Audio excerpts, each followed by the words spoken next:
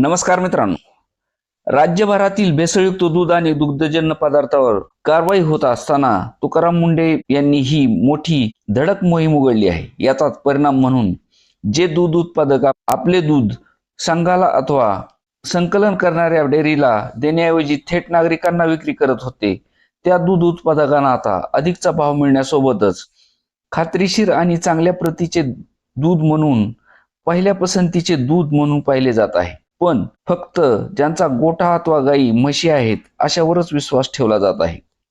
या दुधामध्ये चक्क 10 ते 20 रुपयाची वाढ होऊन सुद्धा मागणी प्रचंड वाढली आहे. ज्यांचा दुग्ध व्यवसाय मोठ्या शहराजवळ आहे अशा दूध उत्पादकांना शहरातील ग्राहक पहिली पसंती देत असून अधिकचाही भाव देत आहेत.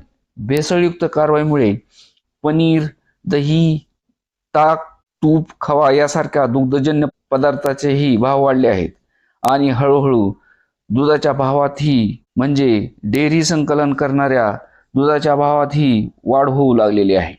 राज्यभरात रसायनाचा वापर करून बनावट दुधापासून पनीर व खवा तयार केला जात असल्याचे प्रकार उघड झाले होते, मात्र त्यावर फारशी कारवाई झाली नव्हती.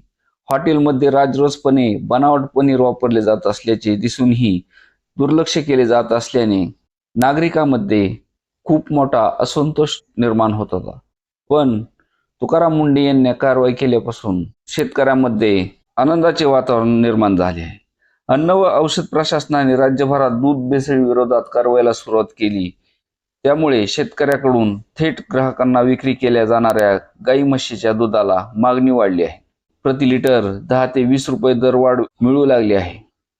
पनीर, दही, ताक, तूप, खवा यासारख्या दुग्धजन्य पदार्थाचेही दर वाढले आहेत. राज्यभरात गाईच्या 2.25 ते 2.5 लाख लिटर दुधाचे संकलन होते.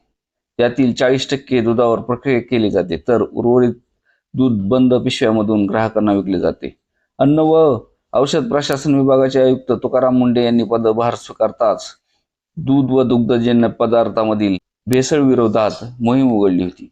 तेव्हापासून दुधाच्या संकलनात तसेच पनीर, दूध, ताक, तूप, खवा यासारख्या दुग्धजन्य पदार्थाच्या उत्पादनातही घट झाल्याचे बाजारातील स्थितीवरून दिसून येत आहे. राज्यात म्हशीच्या दुधाचे सुमारे 25 लाख लिटर उत्पादन होते. त्यातील 90% दूध हे शेतकरी थेट ग्राहकांना रतीबाद्वारे विकतात आणि त्यांना अधिकचा नफाही मिळतो. धन्यवाद.